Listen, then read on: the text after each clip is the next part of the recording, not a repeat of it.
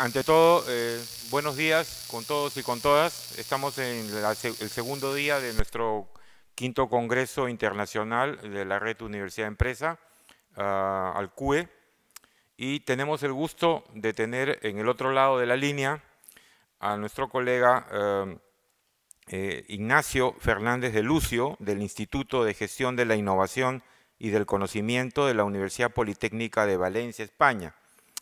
Ignacio ha tenido la delicadeza de aceptar nuestra invitación y, a pesar de la distancia y aprovechando los recursos con que hoy contamos, va a trabajar con nosotros y va a compartir con nosotros el tema ¿qué innovación en las universidades? Tenemos más o menos unos 45 minutos de tu presentación y después podrán haber algunas preguntas de tal manera que podamos interactuar. Buenos días a todos. Aquí estamos ya en el inicio de la tarde, es decir, que hay 7 horas de diferencia. Y en primer lugar lo que quiero es agradecer a los organizadores del quinto congreso el que me hayan invitado a dar esta charla, especialmente a Daniel Cachi y a Celso. Efectivamente me hubiera gustado estar con ustedes allí para discutir de estos temas, pero problemas personales y profesionales me han impedido estar con ustedes. Como ven ahí en la transparencia que ya hemos enviado con antelación ayer, el título de la charla es ¿qué tipo de innovación en las universidades? Como ustedes ven, yo pertenezco a un instituto, ahí lo tienen, que es Ingenio, que es un instituto, lo que hacemos es trabajar sobre la teoría de la innovación, por ejemplo, en las relaciones universidad-empresa o en lo que pueda ser la creación de empresas en las universidades o la manera en que innovan las empresas en diferentes países. Y estamos situados en un edificio de 100.000 metros cuadrados que viene muy bien para el título de esta charla porque es la ciudad politécnica de la innovación. Por eso, ¿qué tipo de innovación desarrollar en las universidades? Es un tema que a mí, después de estar 15 años en esta ciudad politécnica de la innovación, es un tema que me interesa en gran manera. El objetivo de la charla es reflexionar sobre las corrientes de las universidades innovadoras y emprendedoras en América Latina con ojos evidentemente críticos. Estamos en la universidad y la característica de la universidad es el tener, diríamos, la crítica sobre todo lo que se hace en ella. ¿Por qué este tema de reflexionar sobre la corriente de las universidades innovadoras? Bueno, porque yo creo que es un tema en donde hay muchísima confusión, que hay intereses creados y porque suele haber bastante malos enfoques en todos los países de América Latina. En España se ha gastado con infraestructuras de parques científicos y tecnológicos cercano a los 2.000 millones de dólares para potenciar esta innovación y el emprendedurismo en las universidades. Como ven ustedes, la cantidad no es baladí. ¿Cómo voy a enfocar yo desde el punto de vista teórico este tema? Bueno, voy a hacer una revisión bibliográfica y histórica sobre cómo ha evolucionado las universidades en lo que yo llamo, diríamos, los países centrales, es ahí, los países occidentales. Como ven ustedes, en la parte superior está, en función de los diferentes siglos, está la evolución de las universidades. Evidentemente, esto que tienen ustedes ahí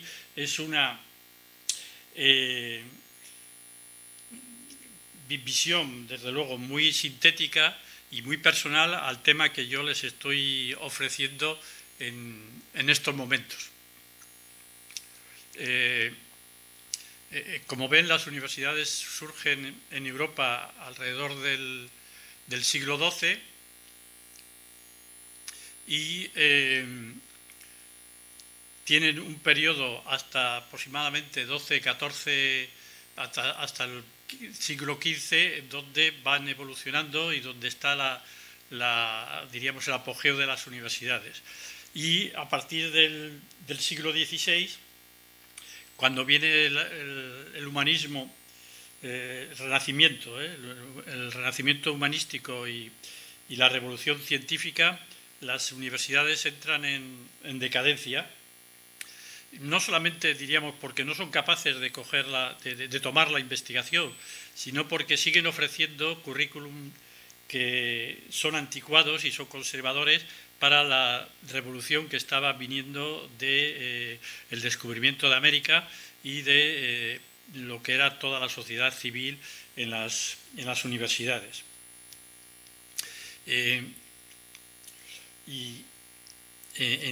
A partir del siglo XVI la investigación no se hace en las universidades, sino se hacen en las academias y en las sociedades científicas, en la Royal Society en Francia, en Inglaterra, y en la Société Royale de Sciences, por ejemplo, en Francia, son los lugares donde se hace la investigación.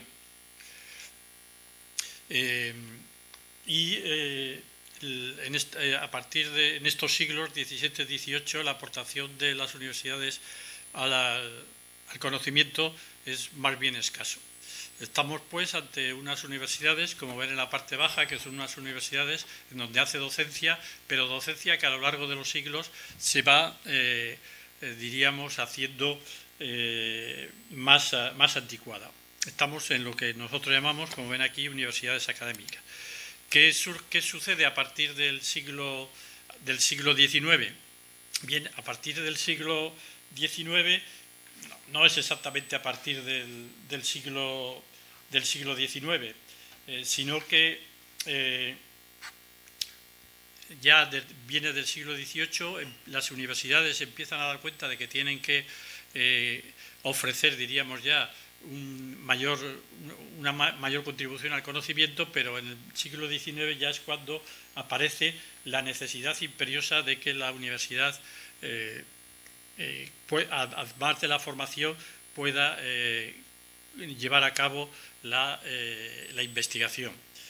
Siempre surge en diferentes países, tanto en Inglaterra y Francia como en Holanda y Alemania, pero se suele decir que esta primera revolución académica, el modelo que se sigue es la reforma alemana de mediados del siglo XIX, como lo tienen ustedes ahí, que es el modelo de Humboldt, ¿no? En esta revolución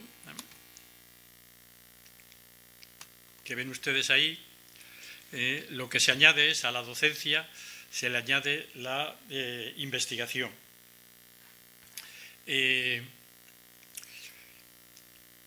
Es un poquitín, diríamos, en esta diríamos, vuelta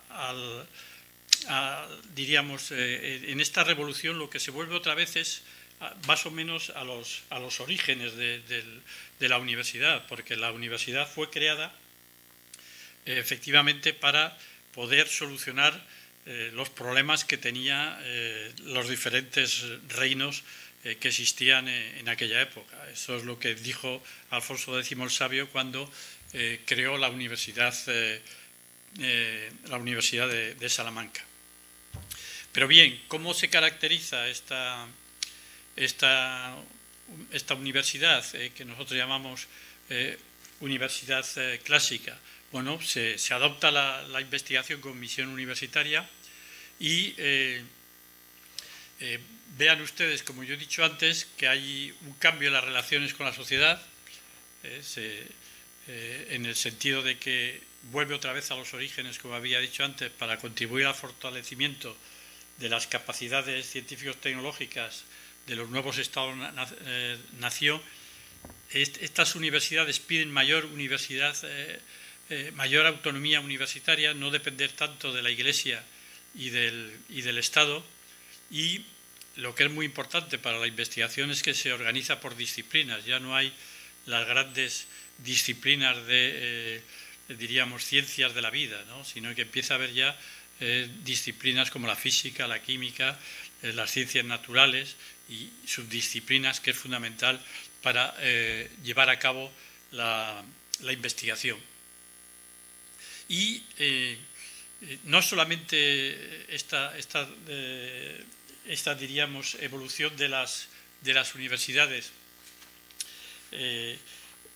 implica, diríamos, el añadir únicamente la investigación, sino que también hay una revolución en lo que es la formación, y aparece en las universidades técnicas. Estamos hablando de las grandes escuelas francesas, las Grandes Écoles de Francia, en donde lo que están creando ahí es militares y burócratas para gobernar, o sea, organizar mejor el Estado-nación de Francia. Y algunas de esas escuelas persisten en la actualidad, como pueda ser la de, bueno, todas las politécnicas existen, y hay que darse cuenta que las politécnicas tienen una organización militar, y existe también el ENA. El ENA es l'École Nationale de Administración. Todos los grandes políticos han hecho esta escuela, aparte, diríamos, de otras licencias que puedan hacer ellos. Lo que hay que darse cuenta que el añadir la investigación implica que un gran cambio en la universidad, en el sentido de que se considera, no como anteriormente, cuando lo que dominaba era la religión, que los problemas venían ya resueltos. Aquí, en la época ya en donde se hace investigación, el enfoque es que los problemas siempre son mejorables. Nunca se sabe lo suficiente de cada uno de los problemas. Bien, esta revolución académica después surge, diríamos, la expansión y la diversificación, con todo el problema de la masificación de las universidades, y en un momento dado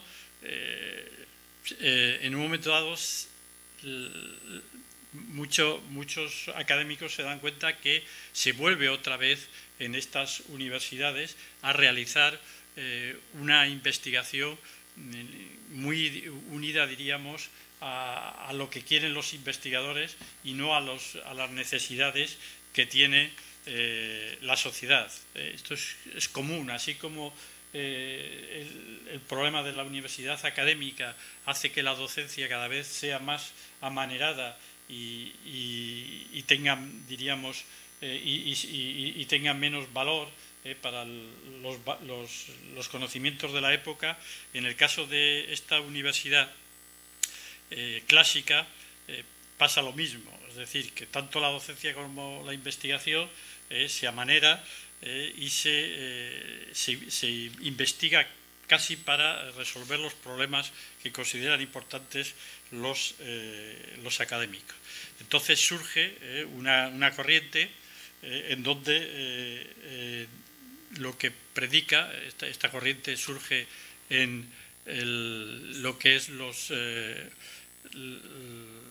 estados del norte, Alemania, Inglaterra y los países nórdicos, en donde lo que importa ya no es que se llame tercera misión o no, lo que se dice que esta universidad tiene que salir de su mundo, de su ensimismamiento, y de relacionarse con el entorno socioeconómico. Lo que pasa que el hecho de la tercera misión, que es como se considera, diríamos, el estandarte de esta revolución académica,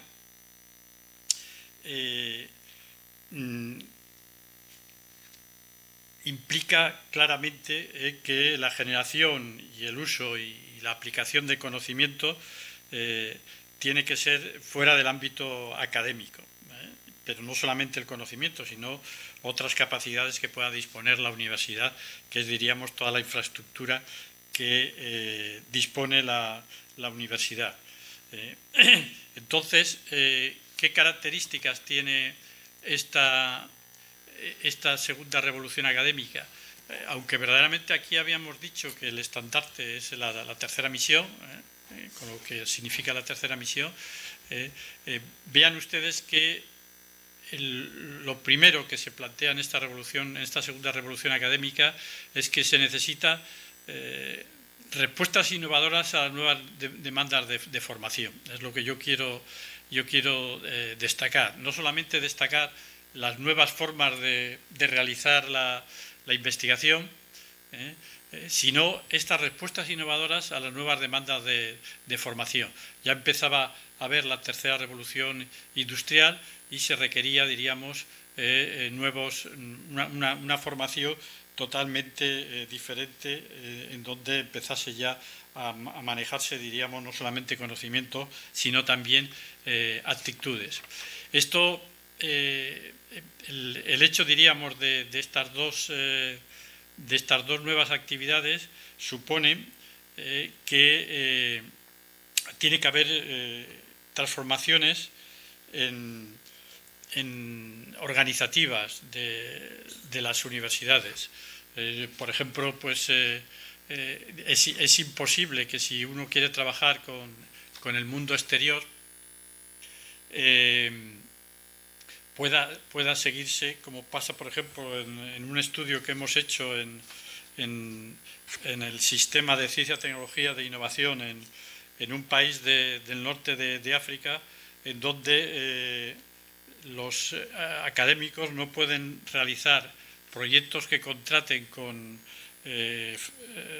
socios externos a la universidad, porque cuando les llega el dinero el contrato ya se ha terminado. Es decir, que la universidad tiene unos procesos tan largos y tan burocráticos que es imposible que ponga el dinero a disposición de los profesores para poder realizar estos proyectos. Y así se puede uno, diríamos, contar anécdotas que suceden en todos estos casos. Bien, esta segunda revolución implica también modificaciones en las relaciones de poder en la universidad, es decir, la disminución del poder de los catedráticos. Tened en cuenta que los catedráticos aquí en Europa es lo contrario que pasa en América Latina, son verdaderamente los profesores de la mayor diríamos, los profesores de planta que tienen mayor calificación, y evidentemente si se quieren trabajar con los actores externos hay que institucionar los procesos de transferencia de conocimiento, es decir, las relaciones con el sector productivo, en el sentido que no se puede dejar al albur únicamente de los profesores. Tiene que haber ya normas muy claras de cómo se relaciona la universidad con los actores externos. Bien, esta universidad, de acuerdo con todo lo que yo he dicho ahí, es una universidad que lo que pretende, tal como lo había puesto yo en el primer gráfico, en la evolución histórica de las universidades, es que tenga una mejor contribución al desarrollo económico del territorio donde está inserta la universidad. Bien, estas universidades centrales, ¿qué característica tenían? Porque para ahora hacer la comparación con las universidades de América Latina, bueno, estas universidades, cuando surge esta segunda revolución académica, tienen una formación y una investigación de calidad y están situadas en territorios con gran capacidad de absorción, es decir, territorios que tienen personal muy bien formado y que se relacionan muy bien unos con otros. ¿Y qué es lo que se buscaba? O sea, en esta segunda revolución industrial? No es una revolución industrial creada porque sí, ¿no? Lo que se buscaba en estas universidades para contribuir mejor al desarrollo económico del territorio es relacionarse mucho mejor con los sectores no académicos y para impulsar la innovación tecnológica. Eso es lo que se quería con esta revolución. ¿Por qué? Porque era la manera que tenían estos territorios de desarrollarse y poder compensar los bajos salarios que tenían otros países que no tenían un nivel tecnológico ni una capacidad de absorción tan grande como tenían estos territorios. Como ven, es una evolución totalmente natural, no es artificial. Está buscado muy bien conjuntamente las universidades con el gobierno para poder, diríamos, contribuir mejor al desarrollo de la región. ¿Qué supone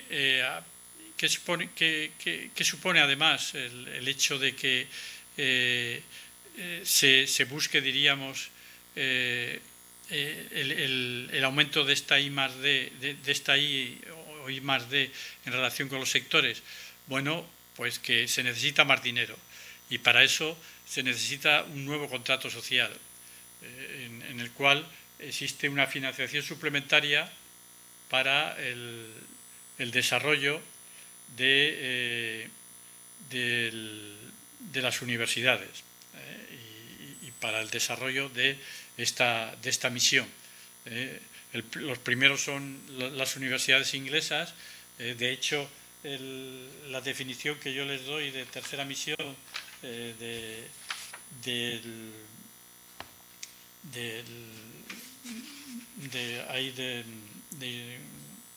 Jordi Molas es un estudio que está hecho para las universidades inglesas para pedir financiación suplementaria al gobierno. Y después ya otros muchos estados o muchos países occidentales diríamos que ponen dinero para el desarrollo de esta nueva universidad. Por lo tanto, como pueden ver, y esto es muy importante, la universidad académica, es decir, hasta 1980, todo lo que es el siglo XX, tenía, diríamos, unos fondos para desarrollar la investigación, en lo cual, diríamos, todo el mundo estaba de acuerdo en que había que dar esos fondos y se confiaba en que los investigadores iban a realizar honestamente y bien la investigación diríamos, ¿para qué? Para que pueda haber invenciones que puedan ser utilizadas para la fabricación de medicinas, armas y nuevos productos. Ese sería el contrato que existía en la universidad académica, mientras que en la nueva universidad clásica, en donde algunos llaman ya universidad, diríamos, emprendedora o empresarial, a partir de 1980, ya no se da el dinero a las universidades para fondos incrementales para que puedan realizar la investigación como quieran. No, se les exige que si se les da el dinero es para que la investigación contenga metas de tipo social y económico. Es decir, que cambia completamente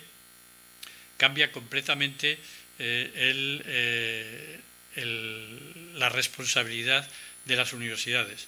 En la universidad clásica se investiga lo que quieren los investigadores y a partir, diríamos, de esta universidad empresarial o emprendedora, el dinero que se da para la investigación se da ya con una finalidad socioeconómica muy clara.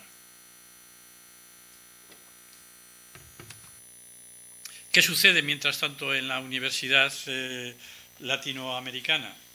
Bueno, la universidad latinoamericana no tiene esta revolución, esta primera revolución que tienen las universidades occidentales o centrales, si tienen una revolución retardada, porque empieza con la reforma universitaria del principio de 1918, es decir, que el año que viene hará 100 años, y me supongo que en Córdoba habrá, diríamos, una serie de eventos para hablar sobre la evolución de las universidades latinoamericanas en este siglo.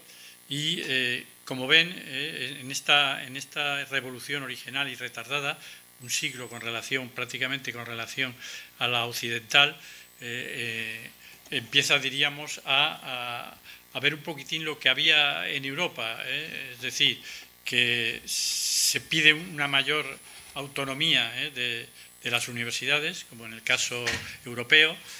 Había, diríamos, la gratuidad de la educación, otra cosa que se pide también en Europa, pero ven, esta es una universidad, este movimiento que surge de los estudiantes que estaban ya hartos de la mala docencia y de la corrupción y de la mala praxis de la universidad, y se exigen que el cuerpo docente y los mandatarios de la universidad sean diríamos, en un caso, diríamos, elegidos y no designados por la Iglesia o por el Estado, y en otro caso, diríamos, que se hagan concursos públicos. Pero yo destacaría de esta revolución algo que tiene mucho impacto en estas universidades latinoamericanas y no lo tienen en Europa, que es el cogobierno estudiantil, porque es una revolución que surge de los estudiantes, y después la asunción de las universidades de una responsabilidad política, cosa que en Europa no sucede. Bien,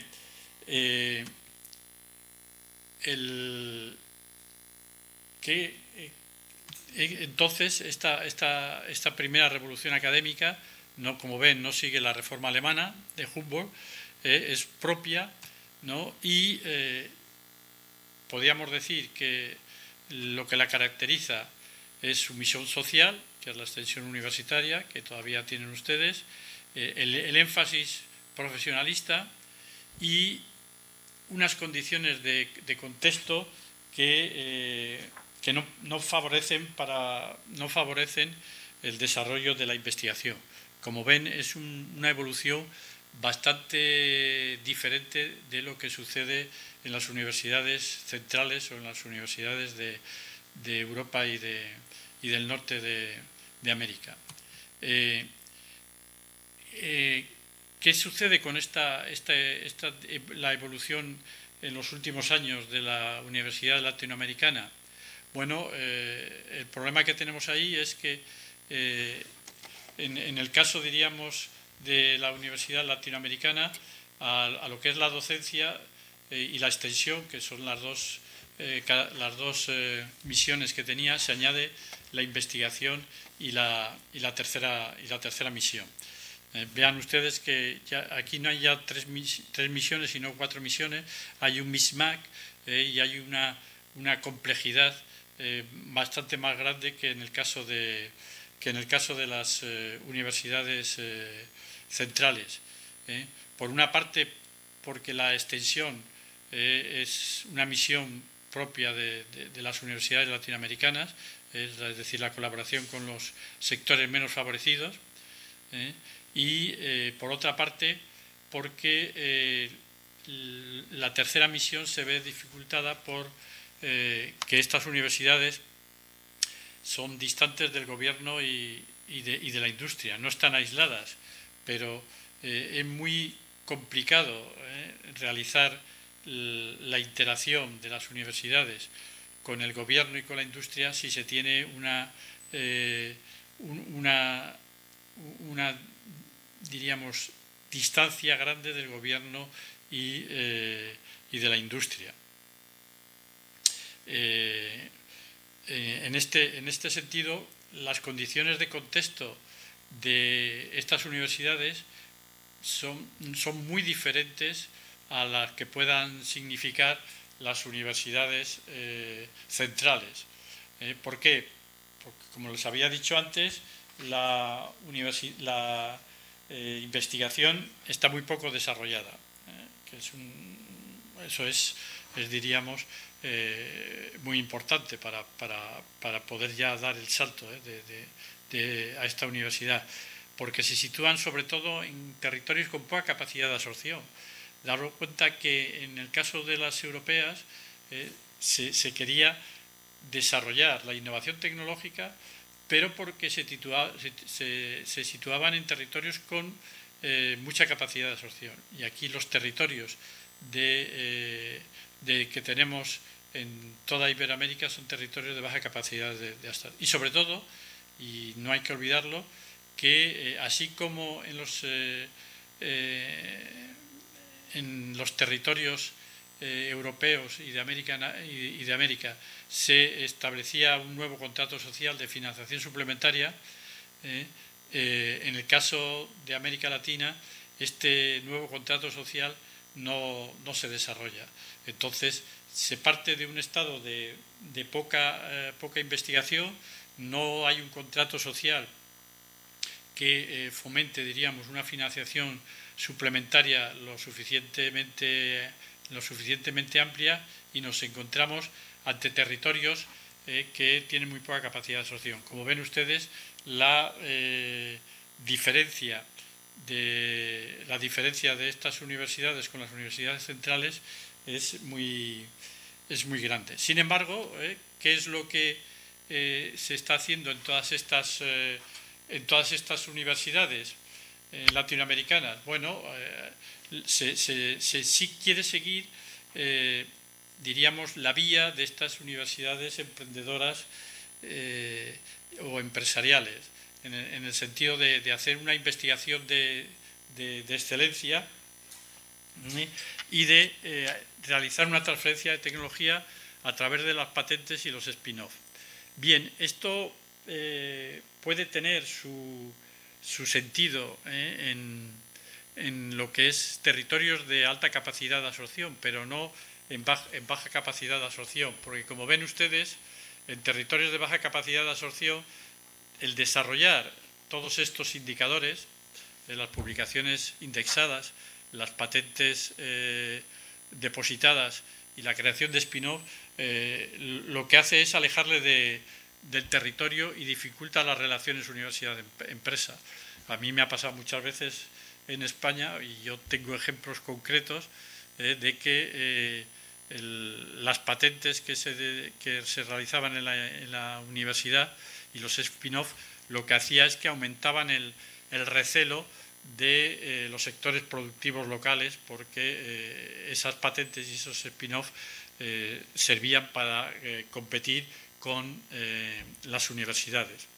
Y en el caso ya de las publicaciones, que es ya la moda que existe en América Latina, pues bueno, el problema es que al existir una investigación poco desarrollada, pues las publicaciones no pueden tener el nivel diríamos, deseado, pero lo que es la maldición de los rankings hace que todos los CONICYT y todos los estados lo que quieren hacer es aumentar estas publicaciones en condiciones, como han visto ustedes, que son muy complicadas. No hay dinero suficiente, hay muchas horas de docencia que tienen los profesores, y encima se incentiva mucho la gestión, con lo cual quiero decir que todo dificulta la posibilidad de realizar publicaciones indexadas de calidad. Ya volviendo a los instrumentos de intercambio y de transferencia de tecnología, lo que yo les quiero hacer es que, así como lo que es la corriente principal, que es lo que estamos estudiando, suelen considerar lo que son claves para las relaciones entre la ciencia y el entorno y el entorno socioeconómico, y que tienen una importancia muy grande para conseguir recursos económicos. Lo que sucede cuando se estudia verdaderamente estos instrumentos es que la relación entre lo que es la universidad y los otros actores se producen no a través únicamente de estos dos, sino a través de otros muchos instrumentos muy variados, las prácticas en empresa, el intercambio de personal, los contactos informales, la asesoría, los programas de formación, etcétera, etcétera. Y esos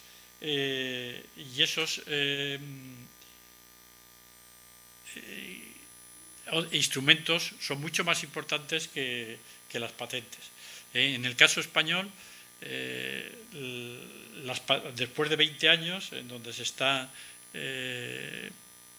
promocionando las patentes, y donde ya algunos organismos, como el organismo que yo pertenezco, que es el Consejo Superior de Investigaciones Científicas, tienen un portafolio de 600 patentes, lo que sucede es que los ingresos por patente de las universidades españolas está solamente entre el 1 y el 2% de los ingresos por contratos de estas universidades. Como ven, es una cantidad muchísima, es una cantidad muy pequeña.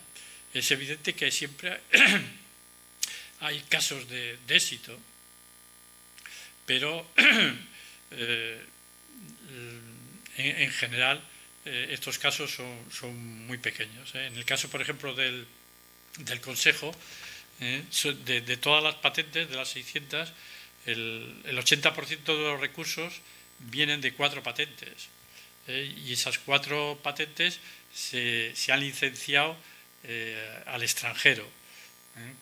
Y los recursos que se obtienen es menos de 1 millón de euros, inferior a lo que cuesta mantener el portafolio de patente. Con lo cual el portafolio de patentes se convierte, diríamos, únicamente en un indicador para salir bien en los rankings, pero que tiene muy poca importancia para las relaciones con el entorno socioeconómico y para la obtención de recursos económicos. Es una cosa más bien patrimonial. Es decir, yo tengo un patrimonio de tantas patentes y poder sacar el pecho cuando van los rectores por ese mundo de Dios, pero tiene muy poca importancia tanto en las relaciones con el entorno socioeconómico como los ingresos que se obtiene. Pero eso no solamente sucede en España, eso sucede en un país tan avanzado como pueda ser los Estados Unidos. Miren ustedes el caso de Estados Unidos, en el cual los ingresos por licencia de patentes de las universidades representan únicamente el 3% de los ingresos totales por transferencia de tecnología. En España, como había dicho, representaba entre 1 y 2. Bien, las universidades americanas tienen mucha más tradición que nosotros, y en lugar de 1 y 2 está en el 3, pero vean que es una cantidad muy pequeña.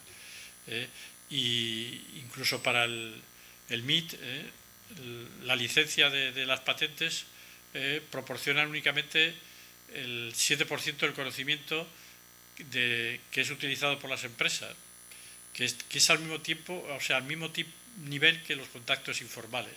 Es decir, que a través de los contactos informales se les da el mismo conocimiento que por las patentes. Vean ustedes que no solamente los ingresos pequeños, pero sino el aporte de conocimiento que dan el MIT a las empresas con este instrumento es tan bajo como el de los contactos informales.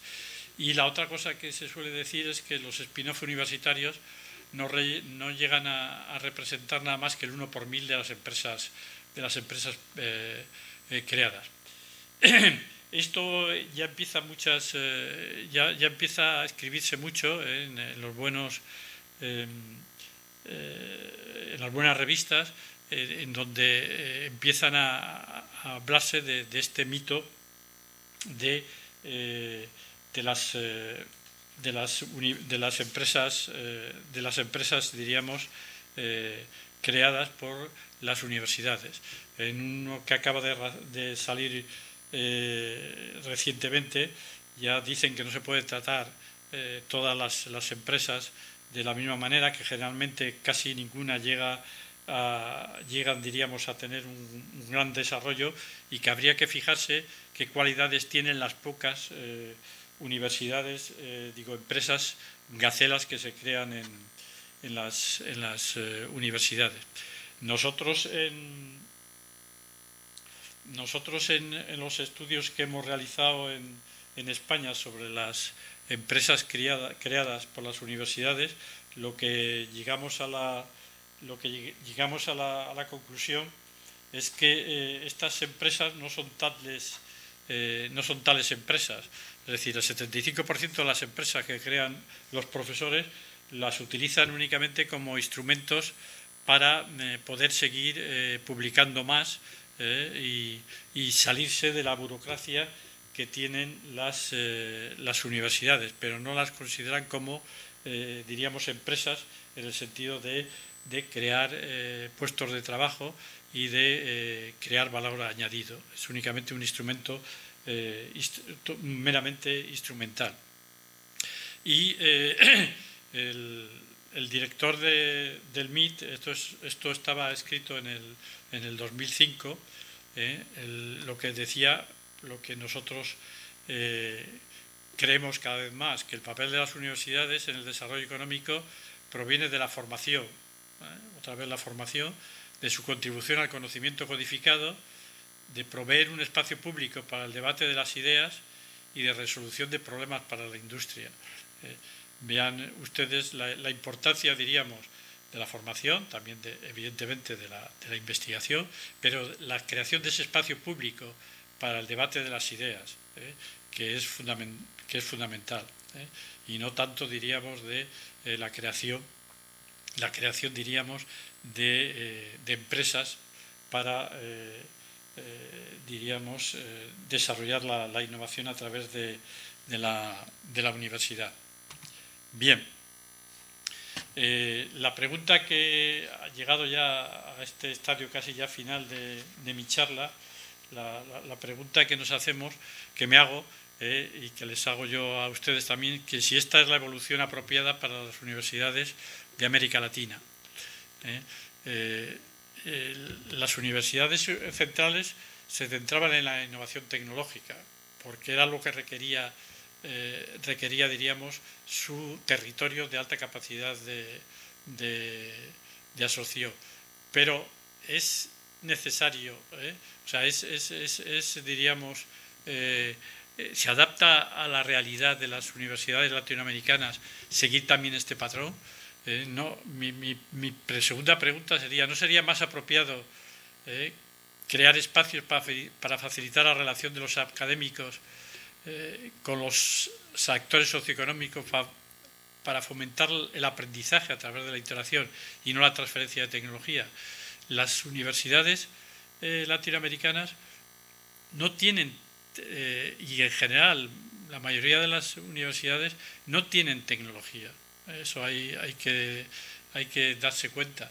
Ellos tienen, diríamos, desarrollos investigativos que pueden facilitar el desarrollo de la tecnología trabajando, diríamos, sobre estas invenciones, pero no tienen transferencia, no tienen ellos la tecnología. La tecnología se diferencia muy claro de todas las investigaciones que se desarrolle, porque necesitan ya tener una aplicación que sea muy robusta, cosa que en la universidad pues no hacemos, ni tenemos los medios, ni nos gusta hacerla, ni en general nos lo pagan tampoco para esto. La tecnología requiere un desarrollo en que los diríamos, la evaluación de los profesores de las universidades en ningún país está bien evaluado. Entonces, lo que de ahí se deriva es que más que centrarse diríamos, en lo que es las patentes y la innovación y la creación de empresas, lo que las universidades de los territorios de baja capacidad de absorción, lo que deben de centrarse más es en la innovación de la enseñanza. Diríamos su primera misión. Sobre todo, siempre estaba ahí metido también en la segunda revolución, pero la tercera revolución, o sea, que coincidía la segunda revolución académica con la tercera revolución industrial. Pero en estos momentos estamos ya de cara a la cuarta revolución industrial, la disminución absoluta de puestos de trabajo y se plantea un problema en el sentido de que nuestros egresados tienen que tener una formación que sea completamente diferente, porque ya lo que se tiene que jugar son con las actitudes más que con el conocimiento que lo tienen ellos en cualquier repositorio, ¿no? Por lo tanto, hay que trabajar muchísimo con esta innovación en la enseñanza, que al fin y al cabo es lo que diferencia a las universidades de otros actores. No es la innovación en tecnología, ni siquiera social, lo que diferencia a la universidad. La universidad se diferencia de otros actores en esa labor de enseñanza que tiene la universidad. Y por otra parte, porque lo importante no es tanto de tener unas patentes, más o menos patentes y más o menos buenas, y de tener algunas empresas. Lo importante es desarrollar en la universidad una cultura de la innovación, es decir, que todos los profesores den sus clases teniendo en cuenta la importancia que tiene la innovación. En este sentido, que es una, diríamos, de las características por las que tienen que tener los futuros ingresados, es decir, la posibilidad de cambiar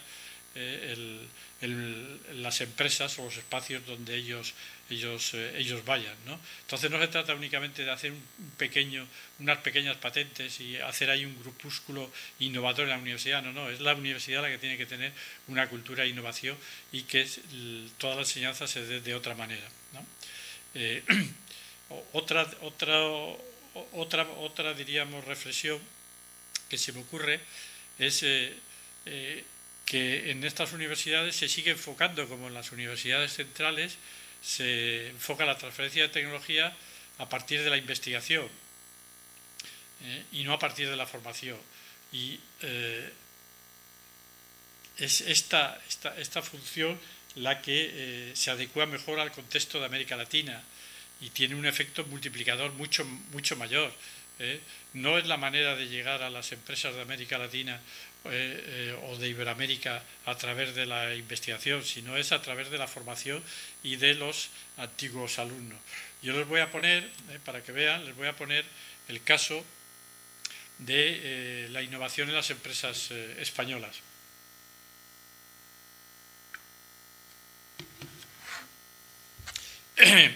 Esto es un estudio que hemos hecho en Ingenio sobre cómo innovaban las empresas españolas. Entonces, vean ustedes, no les pongo todo, les pongo únicamente los 3 primeros puntos esenciales, en donde pueden ver que la innovación en las empresas españolas es un proceso que se construye básicamente a partir de las capacidades internas. Es decir, que no se tiene a partir, diríamos, de la compra de I+D o de la colaboración de I+D con otros socios. Es decir, se construye a partir del conocimiento interno de la empresa. En segundo lugar, que la innovación de proceso depende fundamentalmente de la compra de maquinaria y equipo, que eso es clásico también en América Latina, y que la adquisición externa de I+D y la cooperación con otros actores no ejercen efectos significativos, pero sin embargo la formación sí que es fundamental para esta innovación del proceso. O sea, que lo tenemos primero, cómo diríamos, se construye la innovación en las empresas, a partir de las capacidades, cómo la innovación del proceso depende de la formación, y que esto es muy diferente de lo que ocurre en territorios de alta capacidad de absorción. ¿Por qué? Porque la innovación de proceso en estos territorios de baja capacidad de absorción se hace a partir de compra de maquinaria y de formar a los empleados que van a utilizar esta maquinaria. Y la innovación de producto, lo mismo, depende fundamentalmente de la I+D interna y la compra de maquinaria, aunque en este caso la cooperación también es relevante, la cooperación con actores diferentes. Entonces, figúrese que, sin embargo, es la innovación, es la I+D interna. Y aquí nosotros llegamos también a poner un poco en solfa el nuevo concepto de innovación abierta que se tiene también en América Latina, y se utiliza muchísimo y hay muchísimos congresos, y nosotros creemos que esta innovación abierta tiene poca diríamos, utilidad práctica en el caso español y en general en aquellos casos en donde la capacidad de absorción es pequeña, como sucede en toda América Latina. Entonces, si tenemos en cuenta que la innovación de las empresas españolas se hace a partir, diríamos, de la I+D interna, de las capacidades internas y de la adquisición de maquinaria, entonces nos damos cuenta de la poca influencia que tiene la patentes y la creación de empresas de spin-off para relacionarse con las empresas españolas. La relación tiene que ser metiendo egresados para aumentar la capacidad de absorción, fundamental, y darles clases para aumentarle también la formación de los empleados que tienen, y de cooperar con ellos diríamos, en lo que puedan necesitar para alguna innovación de producto. Bien, y una cosa que también hay que tener en cuenta, dado, diríamos, la función social de las universidades latinoamericanas, es el hecho de que no son las universidades como las que tienen que hacer innovaciones sociales, sino que lo que tienen que hacer es favorecer las innovaciones sociales, lo mismo que las innovaciones tecnológicas también, en las empresas, de acuerdo, diríamos, con la importancia que tienen las humanidades y ciencias sociales en las universidades latinoamericanas. Y ahí hay, diríamos, un gran reto que tienen las universidades latinoamericanas, que tienen muy desarrolladas las humanidades y ciencias sociales, pero que deben ser repensadas, en el sentido de que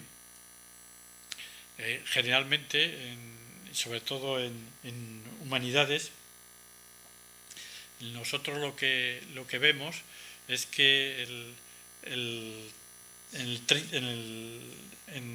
generalmente en el 20% de las revistas, el 20% de las revistas de humanidades que están en las bases de datos indexadas, no tienen ninguna cita. Es decir, que parece como si en humanidades no se citasen unos a otros. Y por otra parte, de que en el caso de humanidades se potencia que los investigadores trabajen solos, no que trabajen en colaboración. Así como en las ciencias duras está bien visto la colaboración, y en físicas de altas energías puede haber artículos firmados por más de 100 autores, en humanidades, si uno tiene una publicación con 2 autores, pues entonces resulta que generalmente la mayor parte de las evaluaciones que se hace al personal de humanidades, pues se le disminuye, o sea, se le divide por 2 el mérito que tiene esa publicación. Por lo tanto, en sociales y en humanidades, sobre todo, más en humanidades que sociales, no se potencia la colaboración. Y no se potenciando la colaboración, su contribución al desarrollo socioeconómico es desde luego mucho menor. Bien, yo creo que ya he hablado bastante, voy a ya pasar únicamente al final de mi exposición, a unas reflexiones finales ya, y espero que si tienen algunas preguntas me la puedan solucionar.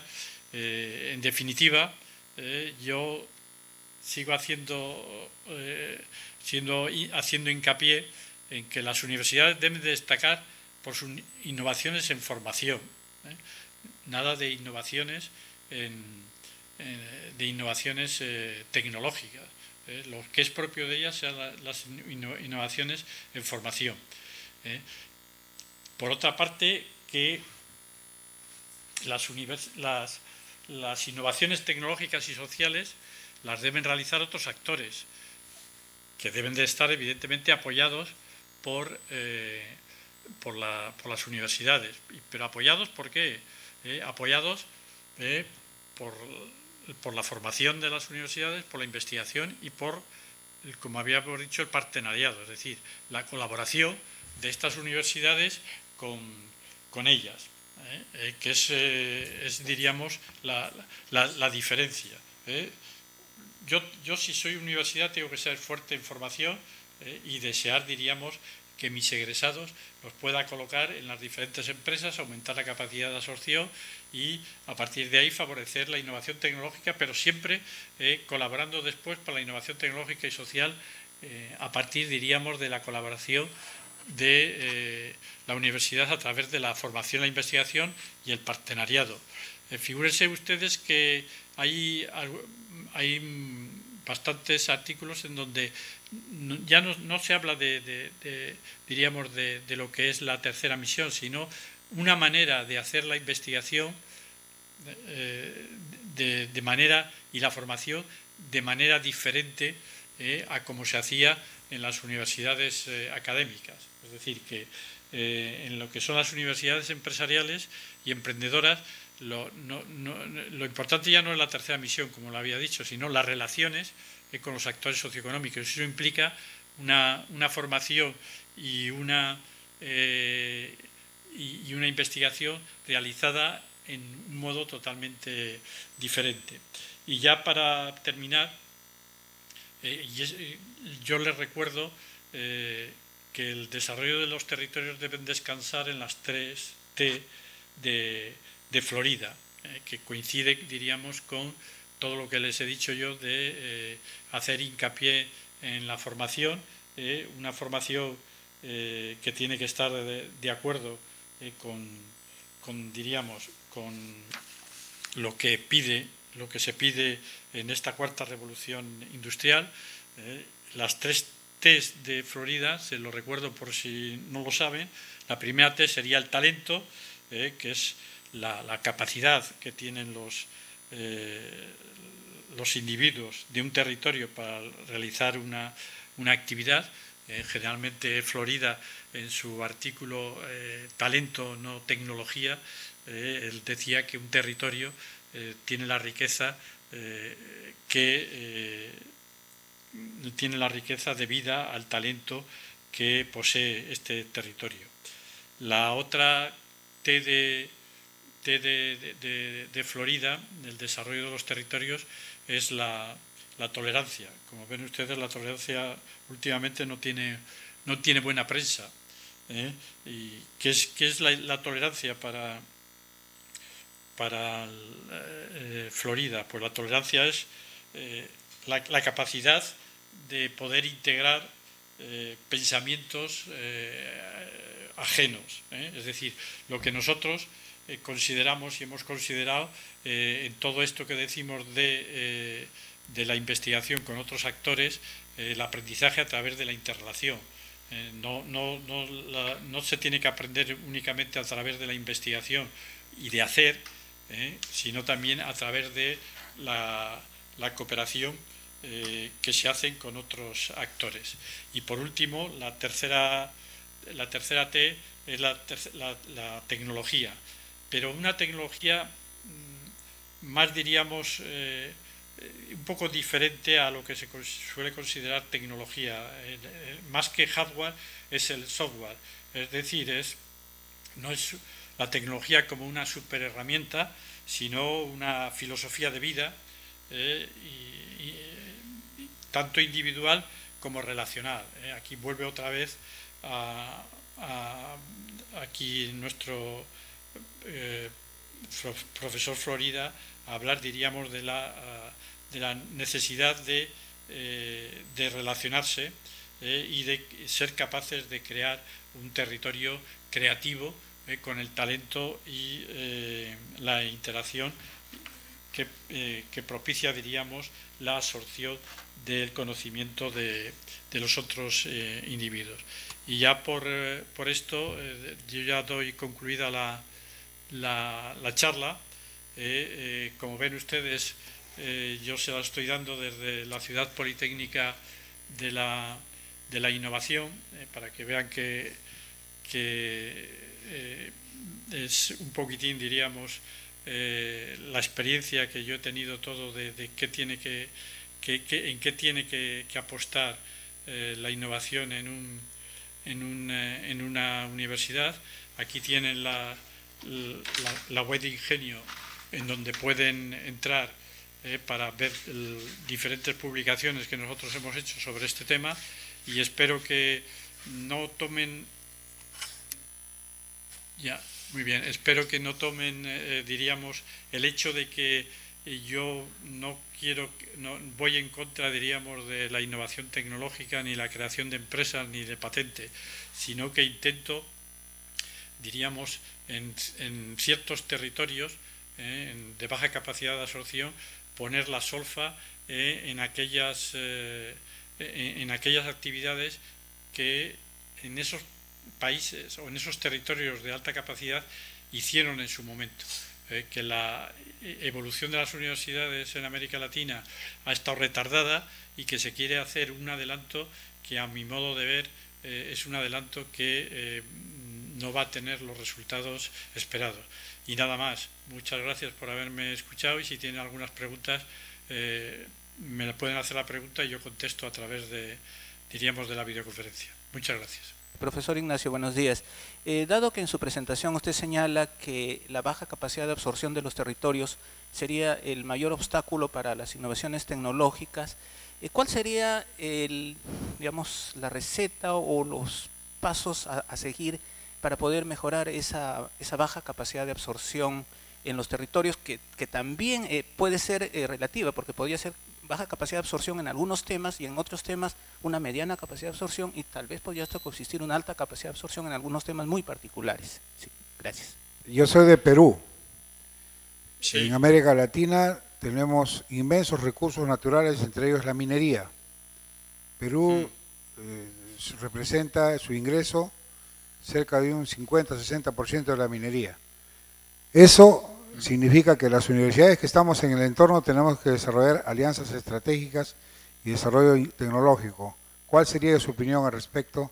La pregunta que me surge, en general coincido en líneas generales con tu presentación, pero la pregunta que a mí me surge es si no deberíamos explorar con más detenimiento qué significa desarrollo de la capacidad de absorción cuando estamos trabajando en la frontera de la economía digital. ¿Sí? ¿Cuáles van a ser las lógicas de creación de capacidad de absorción bajo las condiciones de una transformación tan radical como la cuarta revolución industrial? Ayer teníamos una presentación muy interesante de un experto en estos temas. Nos enfatizaba que hay aspectos sustancialmente distintos de desarrollo de la innovación, la productividad, etcétera, en el territorio de la economía digital, y en los cuales América Latina parecería estar desarrollando algunas competencias propias, digamos, ¿no? Bien, simplemente pregunta porque creo que tal vez habría que articular el argumento con el reconocimiento de estas nuevas modalidades y en ese contexto pensar qué cosas podemos hacer las universidades, ¿sí? Mi nombre es Tomás Guzmán del Instituto Tecnológico de Costa Rica. La pregunta mía está relacionada con el tema de la ley de universidades en España, específicamente el artículo 83 de la contratación de profesores en la actividad productiva y la posibilidad de ingreso universitario a través de esta vía. Entonces, mi pregunta es, ¿usted considera que es superior la contratación de los profesores que las spin-off? O sea, ¿cuál de los dos resulta más conveniente para la universidad en materia de ingresos frescos para la institución? Empiezo por la última, que es la que tengo más reciente. Yo es que considero que, bueno, primero, evidentemente los spin-off universitarios, los estudios que hemos hecho nosotros en España sobre los spin-off universitarios, los ingresos representan muy poco, ¿eh? Es decir, estamos hablando de que generalmente en los estudios que hemos hecho nosotros, los spin-off universitarios los utilizaban los profesores no para crear valor añadido, ni para ganar dinero, lo hacían para publicar más. Eso es la conclusión que nosotros llegamos, y eso pasa también en otros países de América, en otros países europeos. O sea que, y cuando usted piensa en los spin-off que han tenido mucho éxito, en las grandes gacelas de América del Norte, no son de spin-off universitario. O sea que los ingresos por el artículo, diríamos, 83 que usted ha dicho, son muchísimo mayor. Ya dije que las patentes representaban únicamente del 1 al 1,5% de estos contratos. Pero de todas maneras, yo no lo veo como como un problema de ingresos para la universidad. Yo lo veo también de contribución al desarrollo del territorio. Es decir, que el problema es cómo la universidad contribuye más al desarrollo del territorio. Si es a través de cooperación con los agentes socioeconómicos, o es a través de la creación de patentes que después va a vender generalmente a una multinacional si considera que le da más dinero, o va a crear un spin-off que hace diríamos la competencia con estas empresas, en este sentido. Y por eso yo digo, no nos olvidemos de la formación, que la formación sí que, si la universidad es capaz de meter esto en los territorios, de meterlos en las empresas, estamos ayudando a aumentar la innovación en las empresas, por lo que les decía antes del estudio. ¿Por qué? Porque la innovación en las empresas se hace a partir de la I+D, de las capacidades que tienen. Es lo que se llama en todo el mundo, no solamente en España, se llama en todo el mundo el síndrome de inventado aquí. Cuando uno va a una empresa y le enseña una innovación, cuando uno dice, uy, esta innovación, qué curiosa, ¿cómo la han hecho ustedes? Pues casi ninguna le va a contestar que eso lo hizo a través de una asesoría o lo hizo con una colaboración con otra multinacional. No, le dice que con el propio personal. O sea que eso está, Tomás, está bastante ya, diríamos, claro en las investigaciones que nosotros hemos relacionado. Bien, es evidente que las recetas para los territorios de baja capacidad, yo estoy de acuerdo con usted que en esos territorios de baja capacidad, evidentemente siempre puede haber clúster de alta capacidad y de mediana capacidad. Es evidente que cuando usted tiene ahí clúster de alta capacidad, pues la colaboración de la universidad con esos clústeres de alta capacidad puede ser a través de la I+D. Ahí sí que ahí diríamos estamos diríamos en un territorio como el de las universidades, centrales. Pero cuando nosotros nos bajamos a baja capacidad de absorción, ¿cómo va usted a hablarles a las empresas de investigación? Yo tengo muchísimas anécdotas sobre este tema cuando se le preguntaba a las empresas. Es decir, que en estas empresas de baja capacidad de absorción usted tiene que entrar con la formación, tiene que hacer prácticas en empresa, trabajar con los alumnos en ellas y mejorar, diríamos, cosas que ya no son investigación, que son, diríamos, conocimientos que se tienen ya, diríamos, en el sector. Por ejemplo, uno de los grandes avances en la innovación vinícola en España es la utilización del acero inoxidable para guardar el vino. Ya ves ustedes, una cosa tan clara, o sea, tan simple y tan clara como eso, porque cuando uno utiliza barricas de madera, y ya no les digo de arcilla, entonces es muy difícil controlar diríamos, todos los indicadores del vino. Entonces ya ven que son, diríamos, cosas que se conocen y que no hace falta investigación. Sobre la pregunta de los recursos naturales, bueno, efectivamente, ahí, más que, diríamos, yo estoy de acuerdo con usted que lo que se tiene que hacer es cómo es capaz las universidades de allí de colaborar con las universidades. Pero figúrese lo que suele pasar. Yo he trabajado bastante en Chile, que usted conocerá allí también todas las grandes, diríamos, minas de cobre. Bueno, muchas son de multinacionales, pero hay algunas allí que son del gobierno chileno. Bien, pues resulta que existe muy poca colaboración de las universidades chilenas con estas, diríamos, grandes minas, grandes explotaciones mineras. ¿Por qué? Porque generalmente lo que buscan estas grandes empresas mineras es hacer colaboraciones con otras empresas australianas generalmente o de Canadá, porque consideran que las universidades chilenas no tienen las competencias requeridas. Entonces, figúrese que Chile, que generalmente tiene una baja capacidad de absorción, en este caso, en el caso de las mineras, pues ellos, hay un clúster, como decía el que me ha hecho la pregunta anterior, de alta, diríamos, de estar en la frontera del conocimiento, y ahí se requiere el problema, diríamos, se requiere una gran colaboración de las universidades. Entonces, la manera de enfocarlo cuando yo estaba allí en Chile es a nivel, diríamos, de lo mismo, a nivel de tener allí, de formar bien a todos los empleados de las mineras, de tener cursos de doctorado y de colaborar con las empresas multinacionales dando servicio a estas grandes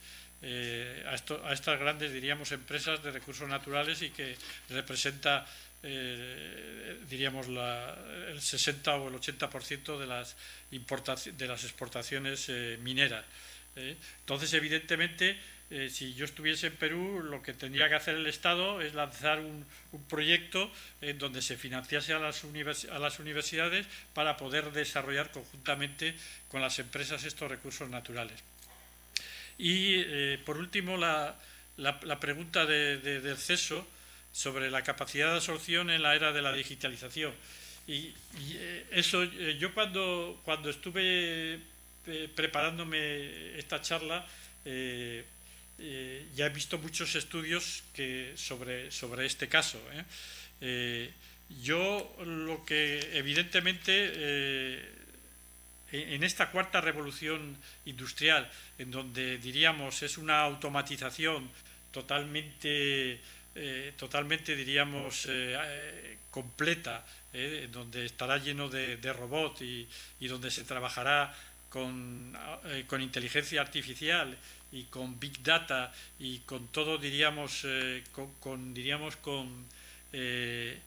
incluso actividades, nanotecnología y actividades recursos que ahora nosotros no somos capaces, evidentemente esto requiere por la universidad, por eso yo hago hincapié en la innovación, en la formación, porque requiere dar otra vuelta a nuestras universidades. Yo solamente, Celso, te quiero hacer, yo tengo bastante información de Google y de Amazon y de Microsoft, que están ya trabajando con inteligencia artificial desde hace más de 10 años, realizando investigaciones en todo el mundo. Y lo mismo pasa con Big Data y con todo lo que es la automatización del futuro. Entonces, el problema que yo veo siempre en nuestros países es que nosotros nos damos cuenta de esto cuando los demás ya tienen 15 o 20 años de experiencia. Por eso la idea que yo expongo siempre es decir, oye, la universidad tiene que ponerse las pilas en lo que sea, diríamos, qué es lo que va a venir en el futuro, y no dar unos currículum vitae como estamos dando completamente obsoletos. Estamos dando tanto diríamos lo que son ustedes como nosotros, estamos dando currículos completamente obsoletos. Y yo estoy de acuerdo contigo, Celsa, que eso hace falta crear, o sea, estudiarlo convenientemente, porque el cambio va a ser mucho más brutal que el que tenemos ahora, y eso con formación, diríamos, que se habla ahora de formación de emprendedores, innovadores y diríamos actitudes, y todo esto no lo vamos a solucionar. Significa, hay que tener un gran cambio en la formación. Y nada más, esto sería, si quieren alguna aclaración se la puedo realizar, pero esto sería yo la respuesta a las preguntas, que les agradezco. Muy agradecido, Ignacio. Un aplauso para Ignacio, por favor.